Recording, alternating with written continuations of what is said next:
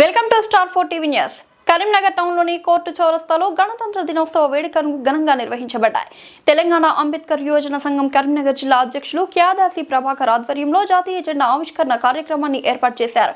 ఈ సందర్భంగా వక్తలు మాట్లాడుతూ 1950 జనవరి 26న భారతదేశం స్వాతంత్ర రాజ్యాంగంతో ఒక సార్వభౌమ సామ్యవాద లౌకిక ప్రజాస్వామ్య గణతంత్రంగా అవతరించిందని గుర్తు చేశారు. ప్రతి పౌరునికి సమాన హక్కులు, స్వేచ్ఛ, న్యాయం, సౌభ్రాతృత్వం కల్పించిన భారత రాజ్యాంగం దేశానికి పునాదిగా నిలిచిందన్నారు.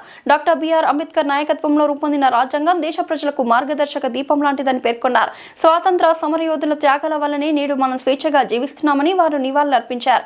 ఈ కార్యక్రమంలో రాష్ట్ర ప్లానింగ్ కమిటీ చైర్మన్ గజ్జల ఆనందరావు, రాష్ట్ర ప్రధాన కార్యదర్శి సుద్దాల లక్ష్మణ్, రాష్ట్ర ఉపాధ్యక్షులు నేరెళ్ల మహేందర్, రాష్ట్ర కార్యదర్శి మీసాల సాయిలు, జిల్లా నాయకులు చామనపల్లి చంద్రశేఖర్, మైసని మనోహర్, పాటకుల భూమయ్య, తప్పట్ల అంజయ్య, మ్యాదరి శ్రీనివాస్, చొప్పదండి సత్యం, భీమారపు సతీష్, గడ్డం నాగరాజు, కాల్వల ఆనంద్, మహిళా నాయకులు నలిగంటి మల్లీశ్వరి, కల్పనతో పాటు చిలిముల నవీన్, మైసని వేణు, నల్లాల ప్రేమ్, కవ్వంపల్లి తిరుపతి తదితరులు పాల్గొన్నారు. క్యాదాసి ప్రభాకర్, తెలంగాణ అంబేద్కర్ యువజన సంఘం కరీంనగర్ జిల్లా అధ్యక్షుడు. ఈరోజు పవిత్రమైన గణతంత్ర దినోత్సవ వేడుకలు జరుపుకుంటున్నటువంటి నా ప్రియమైన భారతదేశ ప్రజలకు నా యొక్క హృదయపూర్వక శుభాకాంక్షలు తెలుపుతా ఉన్నా.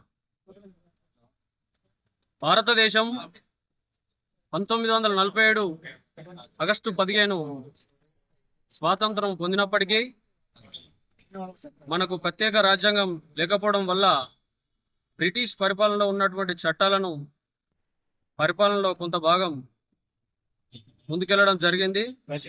దానిలో భాగంగా 1946 డిసెంబర్ 9న రాజ్యాంగ కమిటీ కోసం సభ ఏర్పాటు చేయడం జరిగింది. ఇందులో భాగంగా డాక్టర్ బాబాసాహెబ్ భీమ్రావ్ అంబేద్కర్ గారి నేతృత్వంలో రాజ్యాంగ ముసాయిదా ఏర్పాటైంది.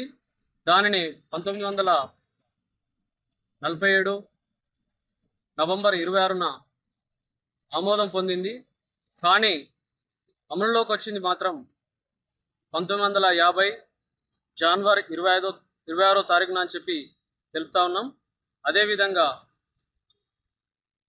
భారతదేశ సార్వభౌమ సామ్యవాద లౌకిక ప్రజాస్వామ్య గణతంత్ర దేశంగా అవతరించింది.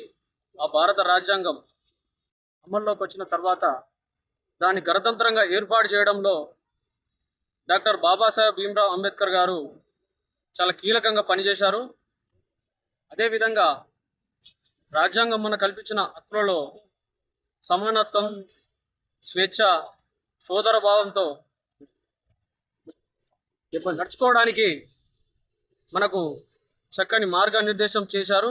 అదేవిధంగా అణగారిన వర్గాల హక్కులు, గౌరవం, విశ్వాసం ఇచ్చిన డాక్టర్ బాబాసాహెబ్ అంబేద్కర్ గారు ఈరోజు మనం స్వేచ్ఛగా మాట్లాడుతున్నాం, చదువుకోగలుగుతున్నాం, ఓటు హక్కు ద్వారా ప్రభుత్వాన్ని ప్రశ్నించగలుగుతున్నాం అంటే అది కేవలం బాబాసాహెబ్ భీమ్రావ్ అంబేద్కర్ గారి రాసినటువంటి రాజ్యాంగ ఫలితమే అని చెప్పి ఈ సందర్భంగా తెలుపుతా ఉన్నా.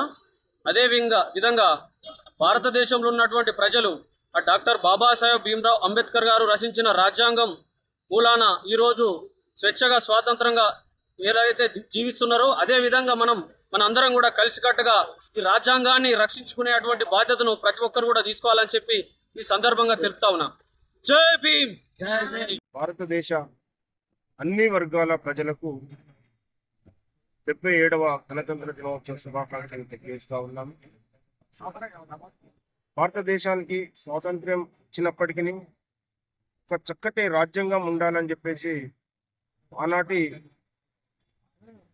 రాజ్యాంగ విధాన సభ పెద్దలు బాబాసాహెబ్ డాక్టర్ బిఆర్ అంబేద్కర్ గారి సారథ్యంలో ఒక కమిటీని వేసి ఆ కమిటీకి చైర్మన్ గా డాక్టర్ బిఆర్ అంబేద్కర్ గారిని నిర్ణయించడం జరిగింది. మరి వారి సారథ్యంలో జరుగుతున్నటువంటి ఆ యొక్క కమిటీ రోజుగా ఈ యొక్క దేశాన్ని మనం పరిశీలించలేమని చెప్పేసి రోజుగా ఒక్కొక్కరు తిరిగి వెళ్ళిపోతున్నటువంటి సందర్భంలో బాబాసాహెబ్ డాక్టర్ బిఆర్ అంబేద్కర్ గారు ఆహర్నిశలు కష్టపడి ఎన్నో నిద్రలేని రాత్రులను వారు చవిచూస్తూ ఈ భారతదేశంలోని అన్ని ప్రాంతాలను తిరిగి క్షుణ్ణంగా పరిశీలించి, కులాలను పరిశీలించి, మతాలను పరిశీలించి, ప్రాంతాల వారీగా ఎక్కడెక్కడ వెనుకబడితనం ఉంది, ఎవరు వెనుకబడ్డారు, ఈ భారతదేశానికి చక్కటి రాజ్యాంగాన్ని అందించాలని చెప్పేసి వారి కృషితోటి 2 సంవత్సరాల 11 నెలల 18 రోజులు అహర్నిశలు కష్టపడి మన భారతదేశానికి చక్కటి రాజ్యాంగాన్ని ఆశించారు.